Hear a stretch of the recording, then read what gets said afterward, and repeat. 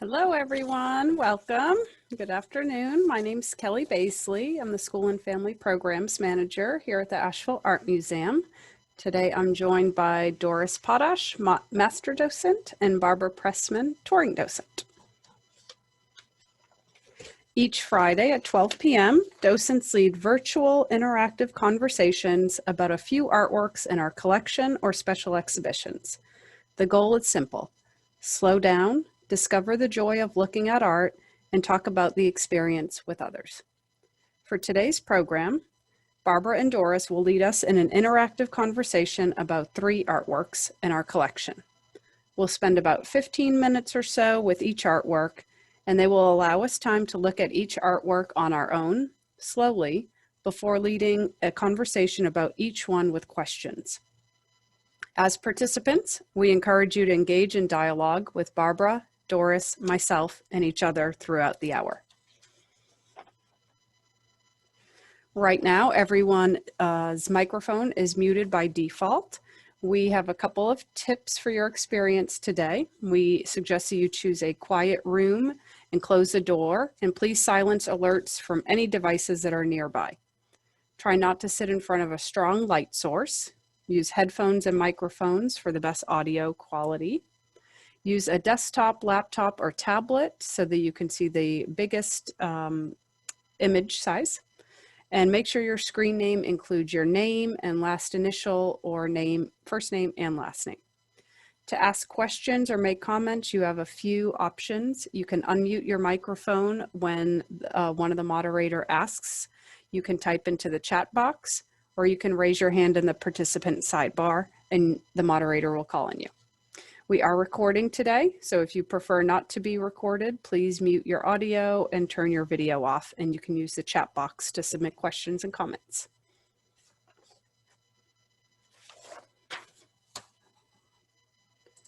At this time, does anyone have any questions? Okay. Barbara, what will we be talking about today? First, unmute.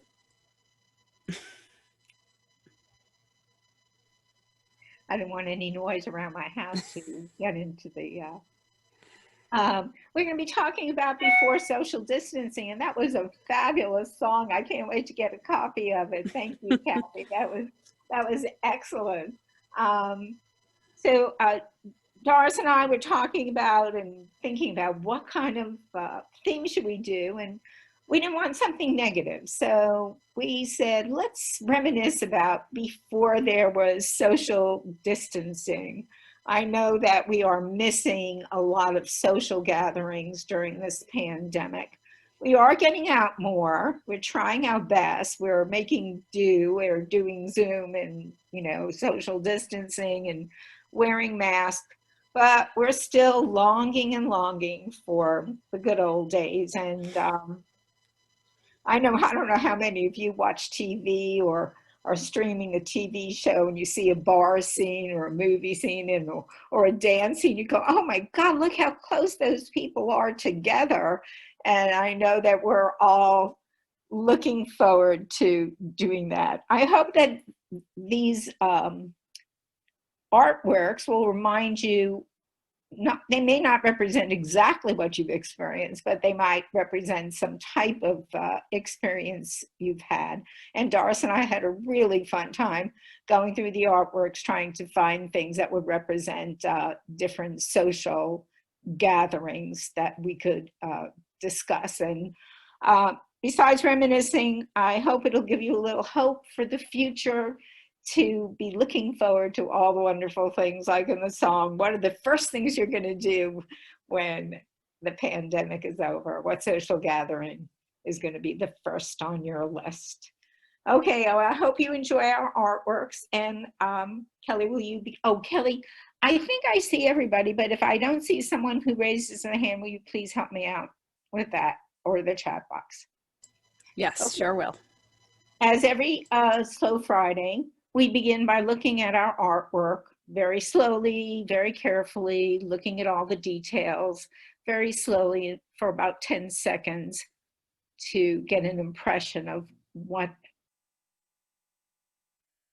is going on. So I'll give you a few minutes.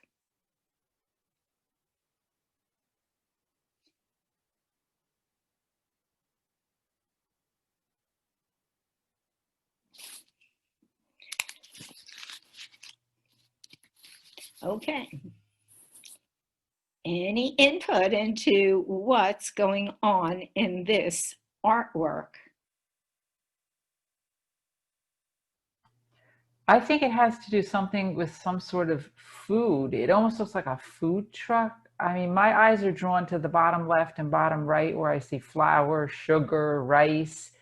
So I'm not totally sure, but something to do with food. Okay, and you've given us reasons why you think that. You said you saw signs of flour, sugar. Okay. Is there anything else that we can find? Hello, Barbara. Yes, Kathy. This is Sharon. Oh, hi, Sharon. Hi, good morning. Well, this is a very interesting piece, and I noticed how excited the crowd seems to be. Hands are raised and, kind of motioning to the people, I guess, who are in the truck, if I'm making out the center there carefully. And is the word on the top, Tyler Rolling Store? Right. So maybe they, this is like a rolling in grocery to a certain community, and the community looks rather rural. So this might be one way of supplying them, something that we are unfamiliar with, perhaps. Well, I think both you and Laura are correct. This is, I wasn't going to give you this information, but since you hit it right on the head. Oh dear. Okay. Back in the, I think beginning in the 20s and almost up until the 60s, there were these rolling food trucks that were even in New York City where people would come into the neighborhoods. I don't know how many of you are from New York. I remember that there was a fruit man who came to the block and a bakery person. So yes, you're right in that.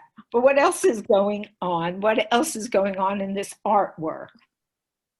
Oh yes, Sharon said everybody seemed really, really excited. And can you tell us, what do you see that makes you say that they're very excitable? They're very excited or engaged? I see all their hands in the air. This is Angie. Can you see me? Yeah, you hear me? Okay. Yes, I can see you. And yeah, and this made me so nostalgic for traveling with children, like on field trips and so on, where they're all clustered together and excited, and something that we just don't see these last several months.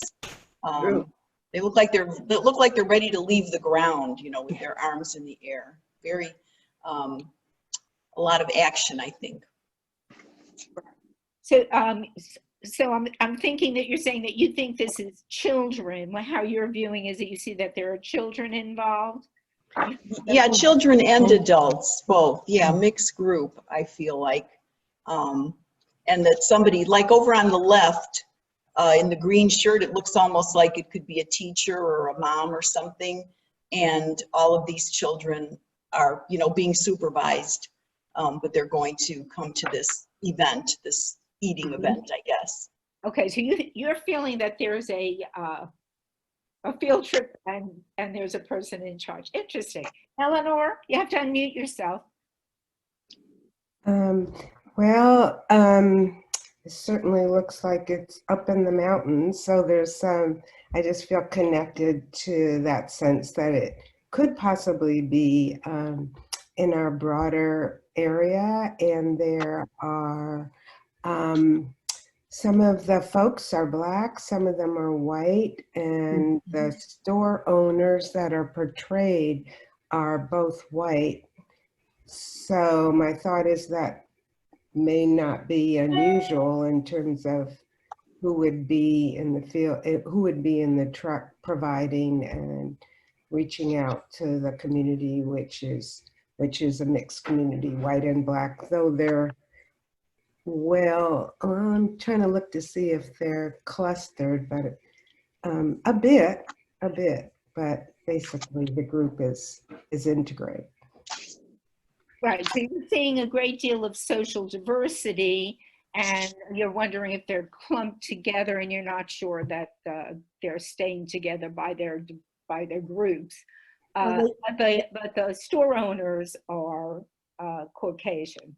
Okay.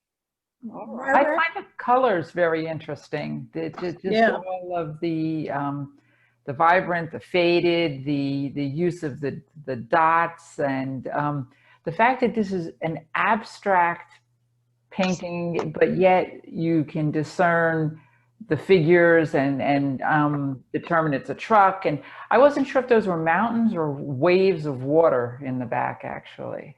So. Okay, I could see that. So you thought it could be waves, and you said you feel that that it's abstract, but you could still tell the forms in the painting. Okay, that's Mhm. If And you Barb- yeah. Someone else. if you Oh. look at the front of the painting, or down at the bottom, you'll see, and I don't know if anybody remembers, I grew up in rural Arizona, commodity foods, Right. which were flour and sugar and rice. And I see the bins marked, or bags, bins, they're down at the very bottom of the painting. Flour, there's sugar and rice. I can't quite tell if that's a garbage can or not. But when I looked at this, I just want to say this. When I looked at this, at first I thought it was a school bus. And then I looked more closely and realized that it wasn't, and it was a food truck of sorts. And then I did notice that the white people were on one side, the black people are on the other side, the purveyors are definitely white. And I can't quite tell what the expressions on the faces of the folks we can see are. Right. Whether they're smiling or what their expressions are. Well, maybe that we could take a minute to look around and see if there are any expressions on any of the participants. But what can you tell the mood? Sharon earlier said she felt there was a sense of excitement. Is there anything else that you can see that might show? Well, the colors are so vibrant that you get a real upbeat mood. The combination of people's arms in the air and the bright colors. I also think that looking at the clothing, that this is a very special thing for this group. People don't usually dress in so many, different colors and all that. I think they're extremely happy and extremely excited, and I love the arms going up in the air. So you think they're kind of, Susan, they're kind of dressed up. They're wearing their Yes. They're wearing their Yeah. Sunday best. This is that goes along with Ellen in the chat box said that this was an anticipated event, that everybody is very excited. And you did all talk about the colors. Do you think if this was in different colors that it would change the mood of the painting? Yeah, I do. This is Sharon. Yes. I think so, absolutely. I think the vibrant colors really add a special touch to this particular piece. And it does. It just feels so happy. The yellows and that bright red and all that. But to your question a minute ago, where we were saying about the expressions, I'm not reading, except for smiles. I think I see some upturned mouths, but not realistic faces. So it's, we get a sense that this is a very happy occasion and everyone's happy to see each other. But yeah, discerning a face is a little difficult. Also, the clothing is not proportional to some bodies and whatever. It's suggested more than a realistic portrayal. Okay, well, I think we've said a lot and we have a lot of other paintings. So I'd love to tell you a little bit about Bernice Sims because she is the artist. Can we see the And this is called Taylor's Rolling Store. And as I told you, back in those days, from 1920s all the way until the 60s, they were in New York City. I don't remember them in New York City, but in many rural places, and they didn't come very often, and they were highly anticipated. So you were right on, ladies. They were very anticipated. They were coming along because they could get, as Billy said, their basic supplies that they would need for their life. Bernice Sims is a very interesting person, and I really was very happy to read about her. She was born in rural Alabama, and she was always interested in painting. There's some parallels between her and me because she never got a chance to paint until she was way, way older, and that's the same thing that's happened to me in my life. And she had two Spencer neighbors who painted, and she would watch them and dabble. But then, of course, life got away, and she got married at 16, had 16 children, no, 6 children, and was abandoned by her husband. She worked in many jobs as a office worker, and in the 1980s she had to retire. But before, she was very, very, very active in the civil rights movement. She was at the Pettus Bridge. She registered voters, and she's most famous. This is a very calm painting for her. Most of her paintings, a lot of her paintings, document the civil rights movements, the fire hoses, going over the Pettus Bridge. And in fact, I don't remember the year, but one of her stamps crossing the Pettus Bridge was turned into a stamp. So she has gotten a great deal of notoriety for her depiction of those artworks.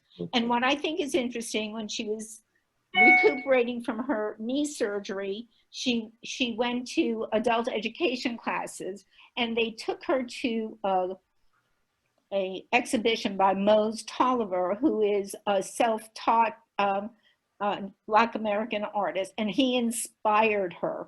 And I love this. Her teacher said to her, paint your own way, because if you notice, her thing is considered a very flat expressionistic painting, and she was encouraged to continue in her style. She wrote a book, which I think I'm putting on my list. It's called My Life and My Legacy, The Struggle, My Life and the Legacy. And she wrote this really nice quote, which I'd like to read to you. I paint these things that are real to me, that are either happened to me or in my memories of the old days. In my paintings, the important part is, to me, is I want to save these memories for my family and others. So maybe we can save some of our memories of the pandemic and pass them on. Maybe we can paint them, or we can take pictures of them and pass them on. Okay, thank you very much. Can we see the next slide?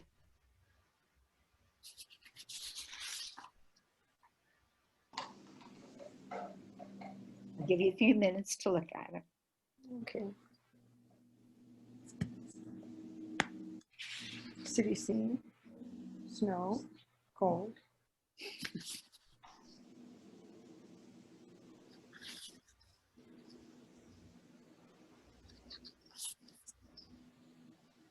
Okay, what's going on in this artwork? There's some sort of an event. I don't tell for sure what it is, but I'm drawn to the car, and it looks like a gentleman getting out of the car, and there's a horse beside the car. So it looks like some sort of event or gathering. I don't know if it's a happy one or not. I don't see female figures, but I'm not certain, because again, it's very abstract and muted, the opposite of what we saw in the other one, you know, the vibrant colors, and this is all the browns and whites and grays, and even the yellow in the car is very faded. So yeah, It looks to me like arriving at the symphony in Chicago in winter. Oh, that sounds nice. Yeah, look at all the snow piled up. Yeah, And, that's what makes, yeah, what do you see that makes you say that? You see the snow, and what else do you see that makes you think they're arriving for a symphony? they look dressed. They look more, not casually dressed. They look like they're long coats, and it looks like they could be waiting in line Right. to Okay. enter a building. Okay. Yeah, I thought the same thing with the long gowns on and the snow, and the horse is more like the, the street police that ride the horses in the busy streets in Chicago, or could be, I mean, it could be New York. I'm from Chicago. They have them in New York as well. So, yeah. And it had to be nighttime too, obviously. I think I see a street light. At least that's what I'm thinking in the middle of the picture. Okay. Yes. Well, So, since you're from Chicago, doesn't that look like either in front of the Opera House or the Symphony with all Yes. the snow piled up? Yes, absolutely. Absolutely. The one thing I'm not nostalgic about is the winter in Chicago. so a few of you, I was going to ask, what drew you in? What was the first thing that drew you into this artwork? For me, it was the people, the crowd of people. Once again, thinking about, I haven't stood in a crowd of people for many, many months now. And, I could almost feel them huddling together, trying to stay warm, waiting for their ride or waiting to get into this building. Can you identify the feeling? I mean, the last time I asked you, what was the mood of the last one? And it was kind of obvious. Can you tell what the mood of this one is? And I can't really tell. I would say it's something like patience to go along with the waiting. And it could just be because it's a dark, dreary night and they're excited, but they don't like waiting in the rain or the snow. so it's not For some reason, clear. I see anticipation, Okay. and I don't know what I see that makes me say that. You don't know what you see that makes you say. Okay, you knew my next question for being a docent. So I don't know what makes me say that. Any other thing that drew you into this? Well, what I noticed was the skill of the artist in creating a sense of atmosphere, that it's not only cold and snowy and damp, but it seems like there's a lot of humidity in the air, and it just overall, that sense of the weather is really remarkable. Right, and that was a question I was going to. How would you feel? How do you think you would feel if you were in that, in this picture? If you were in this painting, if you were in this artwork? Cold. Yeah. Yes, Ellen. Or how would you feel? For me, and I think this is more memory maybe and evocative, but I always know those evenings where it was dark and there was snow, and there was always that sense, is there going to be more snow? Are we going to get stranded? Is this going to create difficulty for people getting home? So I think it almost goes beyond the dark color, but again, it's evoking a lot of memories for me in New York. Of snowy days, of snowy nights, and the anxiety and anticipation. I don't know what happened to the painting. Anyway, of anxiety and anticipation. Sally has mentioned a couple of things. She said that there was something in the upper left-hand corner that reminded her of the Brooklyn Bridge, and something also about the lines. Would you care to comment, Sally? Yeah, I can see. I don't see a bridge. Sally?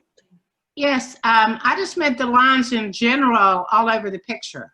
Just give a sense of movement and activity, which people have talked about excitement and anticipation, and I think all the lines contribute to that.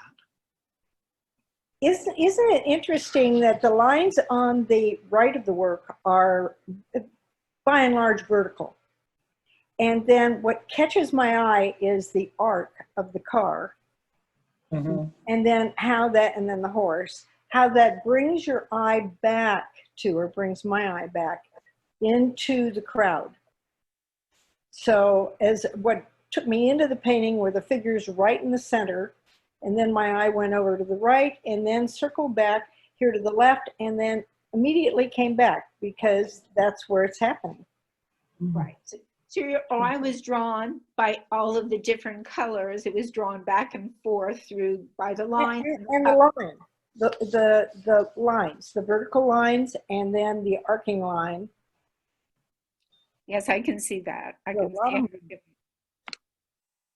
Yes, and what kind of cultural event do you think they're anticipating, Kathy?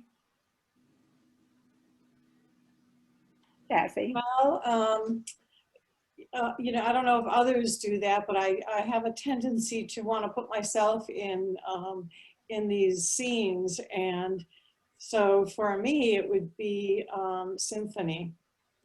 Okay. Or opera. Yeah, I think I'd be waiting for a Broadway play. Yeah. I wanted to ask you oh yes, go ahead, Doris.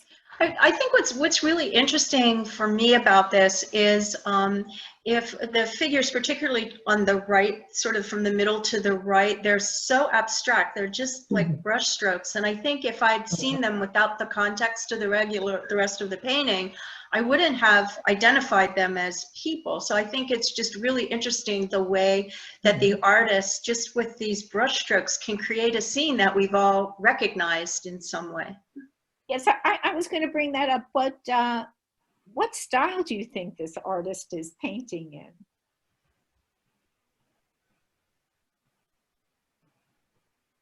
in? No comment. Well, she said, I mean, Doris said that you Sharon? could. Oh, go ahead, Sharon. Oh, thank you. Yeah, I was looking at it and I get a very impressionistic style from this.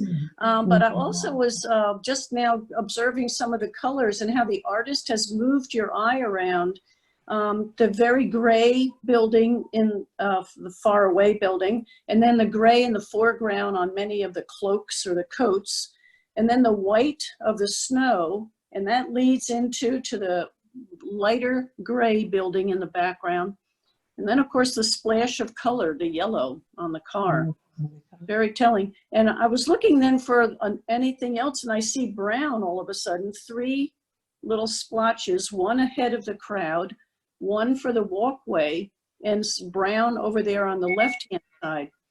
So I don't know, I was just kind of thinking if you moved your eye and followed those different color lines, it's kind of interesting. Right. You know, there are also, someone mentioned the Brooklyn Bridge, maybe in the background, which would be in the far left corner. But there's also a bridge in front of that. It's behind the horse. And there are pillars that, it looks like it's a walkway with perhaps a tree and a light on it. And I can actually see the sketch lines from the artist before they did the painting on the car and on the people getting out of the car as well.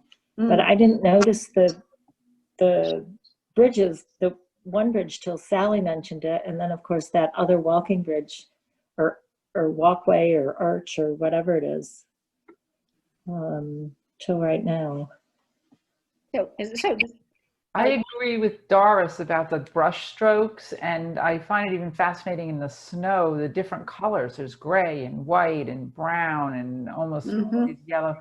Plus, I'm noticing everything takes your eye to the left, where all of the people are moving to the right, and they're looking at something we can't see. I don't know what they're looking at or waiting for, but everyone's moving to the right, and we don't know what's out there. Well, we'll have to just think Because of the color palette, it has what I think of as ash can school, but a gritty. It's a city. It's gritty. It's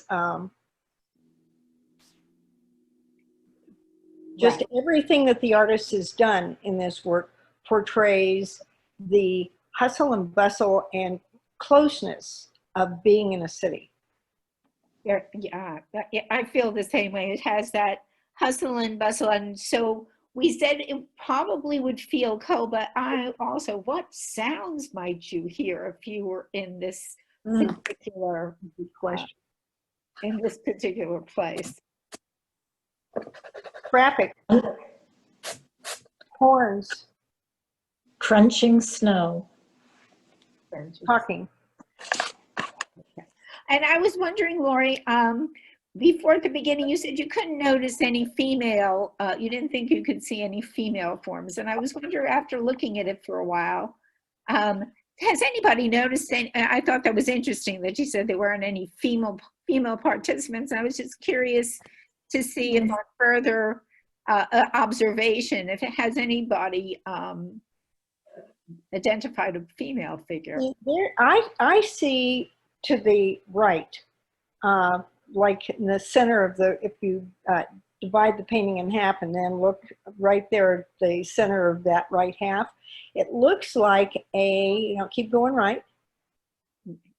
That looks like a woman's head and a fur coat. Oh, that's great. I think in the middle, it looks like long dresses, long skirts, right down the center where the light gray meets the dark gray in the foreground.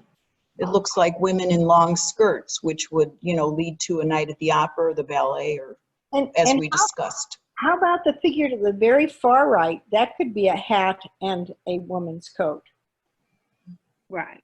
That's true. But definitely adults. I don't see children, as in the other pictures. Some of them could be children, but these all definitely are adults. So would anybody like to be in this place? Oh, yes. That reminds me of some places I'd like to be, or places from your memory that you could, tell a story to your children about. Well, let's go to the information slide, please. Okay, and Billy, you right on. This was an Ashcan artist. His name is George Lux, and he was born in 1866 in Williamsport.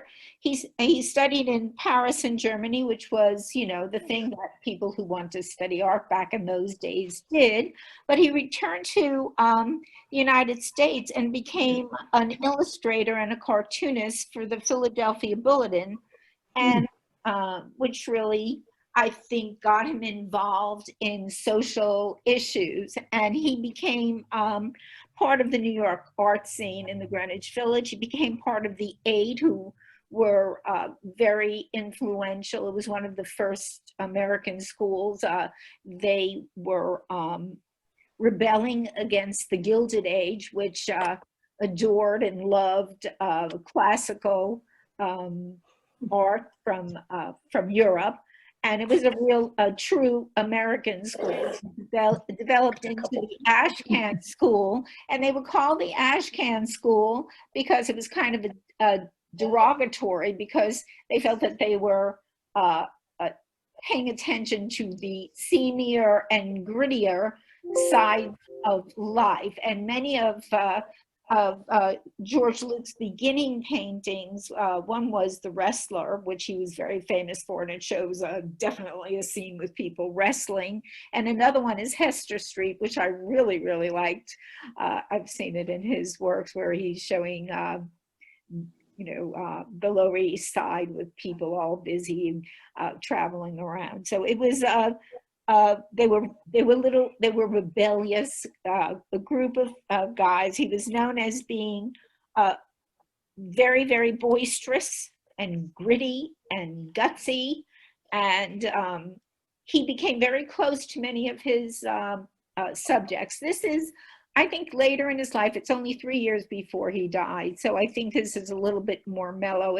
Even though Billy did distinguish some grittiness of the city, it wasn't really the social statement paintings that he was very well known for. He worked at the Art Student League in 1920 and then formed his own school in the 1930s. And he died from the results of wounds of a argument in a bar.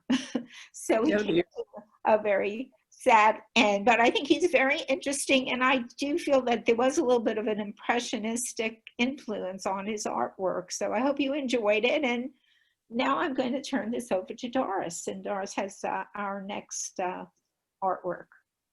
Right.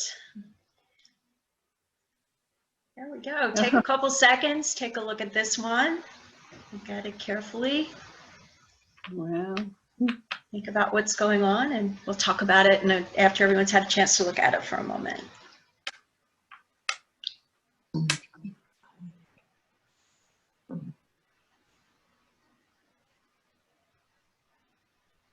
So what's going on in this artwork? This to me, I jumped right into this photo painting. It reminded me of my era, disco, going out. I love to dance, not well, but enthusiastically. And the fact that there are more, the women are central, it seemed to be part of the era, at least my experience is that women would get out on the dance floor and ultimately that would draw the men to follow. And just this liveliness, the crowded together, I felt sweat, I mean, I really related to this. So now I've told you my horrible misspent youth, but okay. All right, now we've covered a lot. So reminds you of disco. And what is it that reminds you of disco? What is it that evokes that? And when was disco? I was trying to think of whether it was the 70s or the 80s. I think it was late 70s into the early 80s. Yeah, and the pants on that woman they look like they sparkled, and that was the kind of thing that, and the purple dress, that was the kind of thing that. We look like we took disco lessons. We did.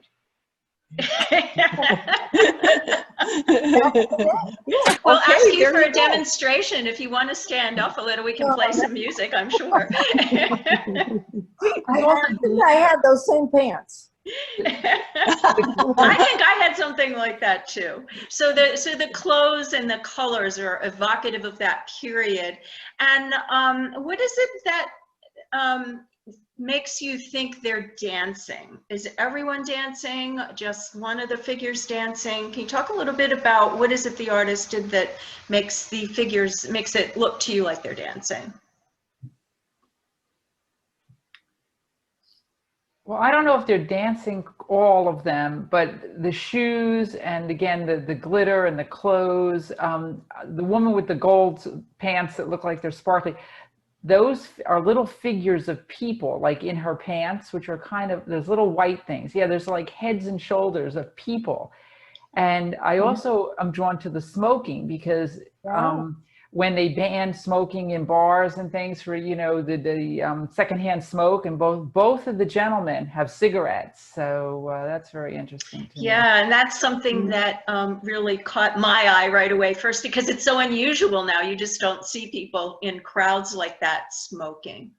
So Doris, I got an impression that wasn't exactly the dance floor, but because all of the ladies seemed to be looking in one direction, I thought perhaps there's a band on the stage or something, and of course that causes everybody to have to move, and the lady in the gold pants is doing a very good job of undulating and whatever. But the purple dress, I think she's kind of maybe seated. I'm not sure about that, the way it looks. But yeah, I got the impression that it was more movement and everybody was kind of in the groove there. So they could be at some type of event or something where a band is playing, and the woman with the print pants could be just kind of grooving in her spot there. Yeah. But the other figure in the purple dress appears to be seated. Yeah, maybe. And you also talked about that the women at least all seem to be looking up in one direction, which could be looking at a performance. The gentleman in the lower right-hand corner, Doris, he seems to be looking in another direction. He's also looking up, but he's looking in the opposite direction. Maybe he's looking at another girl, huh? The man with Right. the hat in the background is walking behind, but I also am I'm wondering if she's got one shoe off in the bottom. I don't know if that was, she was still had heels on. Yeah. Yeah, they're really just sort of suggesting something with her feet. So it is really hard to tell whether that's a barefoot or a shoe.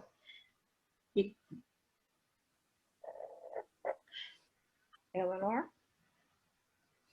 I love the confidence I see in their faces. I love their expression, and it certainly reminds me of a sense of with the women's movement was taking off, and these women are out on their own.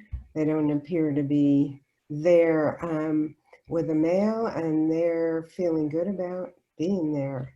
So that sense of confidence and the fact that you don't see males and females paired together, like that they would have to be accompanied by a male. And you mentioned that sense of confidence. What did the artists do to create that for you? For me, it's their expressions. I don't know that I can explain it beyond that, but there's something in their expressions that projects a certain strength. Yeah. They're not looking at the men for approval. It seems to me that they seem comfortable doing whatever they're doing, and the men are on the periphery of it. So they're the power, the passion in the picture, the women. Yeah, interesting observation that the women are kind of together in central figures there. How would you describe the composition? How did the artist use its space in this particular artwork?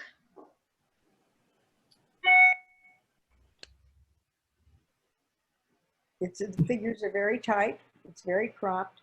You're not seeing the full picture of everyone there. I think the point that the men are kind of on the periphery, and the one on the right looks a lot like Bill Clinton to me. Okay. But they have very, very set jaws. The women figures, particularly, very set jaws, and the use of diagonal too. The artist's use of diagonal in the arm, the leg. It just takes you from starting with the figure in the bottom left corner all the way through. It just moves you right through your eye. Yeah. Right. Yeah, thanks, Billy. Those diagonals are really effective at directing your attention around that artwork. And I also thought that was an interesting observation, and maybe what made Eleanor gave her that impression that the women seemed so confident were the outline on the jaws. I'm pointing to myself because if I point to the painting, nothing happens because Kelly's driving there. But the outline of the jaws of the women does give them that sense of strength, as well as the men, but I think you notice it more in the women. I'm almost wondering if it isn't 4 men and 4 women, because in the back left, where you only see part like a head, that almost looks like it could be a man to me, because the women all seem to have the same long hairstyle. So I'm wondering if the 2 men in the back that you only see a little bit left and right, and then the other 2 men with the jackets and the cigarettes in the front, that it is almost 4 men and 4 women. So they could be together, is what you're saying, maybe, or that's just an observation about the balance of. Well, it's an observation about the balance, but maybe that they could be together but alone. I mean. Yeah. Do you have a sense? Do you have a sense of where? Yes, go ahead. Oh, I was struck by, and that's interesting what the last gal just said, because I took it as 5 women here, and it struck me that the artist had to be very conscious in their effort to make all 5 women be concentrating on something in particular, and all 3 of whom I took to be the men are not only looking in other directions, but just seem to be alone. They're not in a group like the women are in a group and focused on something. And each one of the men is looking in a different direction, really, to me. So I thought, well, that's interesting. The men are there, but not focused on what they came there to see, perhaps. Yeah, so the women, in addition to being physically grouped together and looking sort of in the same direction, it kind of gives you, enhances that sense of togetherness of that group, whereas the men are kind of dispersed around the painting and their attention is dispersed around the painting. Right. Yeah. And speaking of balance, I noticed the diagonals, so it's almost like with her pants and her elbow, and the woman in the purple dress, you could almost make an X. And then if you take and you cover up the gentleman in the foreground on the bottom left, if he weren't there, the composition would all move to the left and almost topple over. He's providing such a wonderful balance. Yeah, so he gives you that anchor kind of pulling things down in that corner, so the whole thing doesn't tilt over. That's interesting. I hadn't really thought about that before.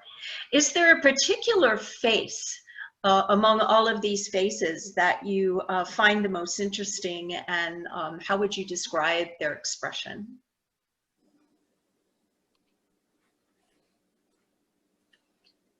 Well, I think, this is Sharon again. For me, the fellow in the bottom left corner seems to have a very defined face, and I don't know what to say he's thinking. Kind of, is he concentrating on something or not? Obviously, the cigarette is important to him right now, but I don't know why. Yeah, I'm kind of drawn to that particular face here. But hard to describe the expression other than maybe concentrating. Yeah. Yeah. Right.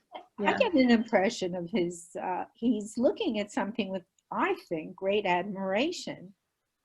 Maybe it is that other lady across the room. Okay. Or maybe it is the band that's playing. But he seems to be intently watching, they all seem very intent, except for the Bill Clinton-esque guy, the guy who's walking away. But everybody else seems to be really engaged with whatever is happening at that place. Yeah, there's a woman with, I guess you would call it sort of golden or reddish hair on the upper side, almost to the middle. Her eyes look like they might be going in slightly different direction. Does your eyes look like they're going to our right? Or is that just the way I'm looking at it?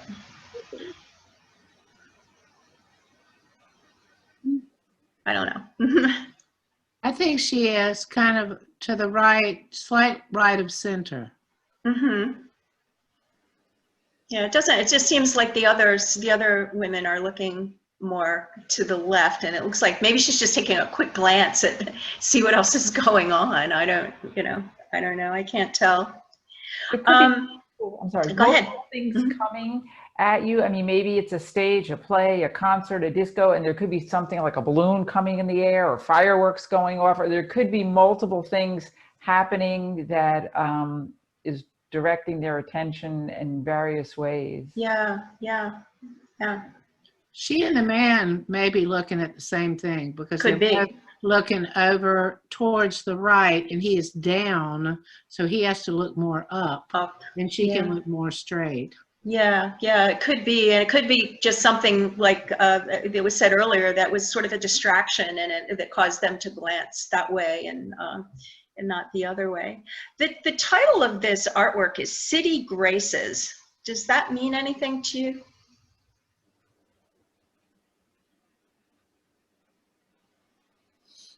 It's like Yes, Greek statue of Grace. Yeah.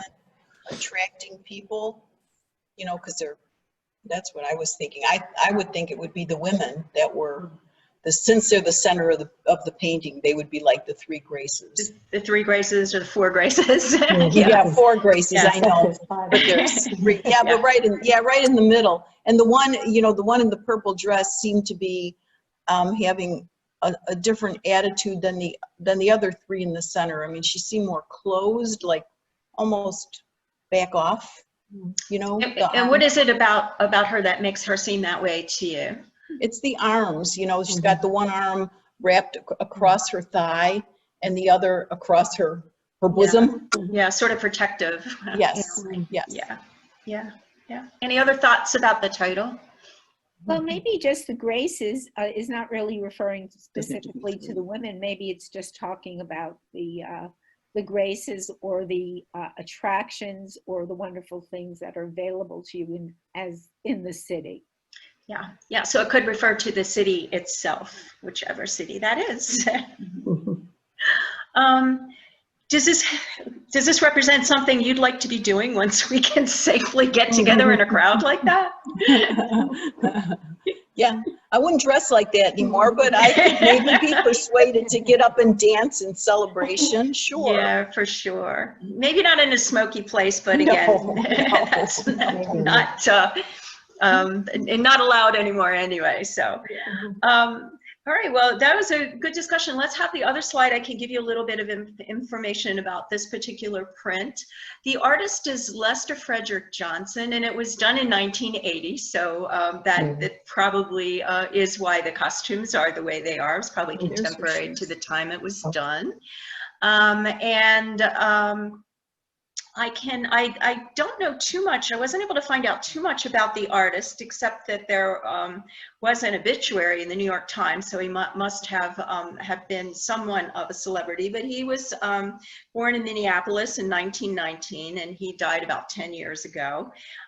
He ultimately made his way to the Chicago Art Institute and studied there for a while, and then eventually to New York. There was a quote by John Russell, who wrote in the New York Times back in the 1970s, a little before this artwork was done, about the artist. He said, "If there's such a thing as the poetry of congestion, Mr. Johnson invented it.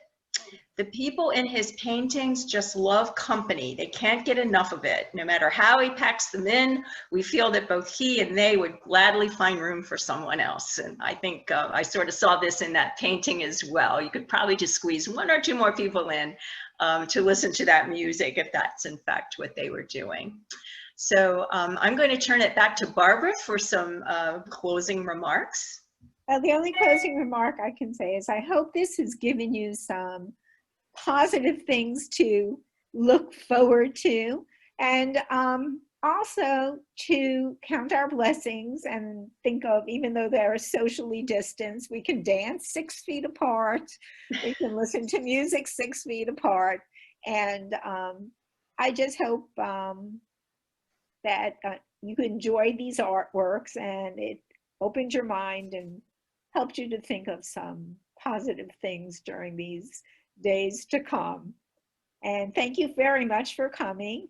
And thank you for my friends from near and far who showed up.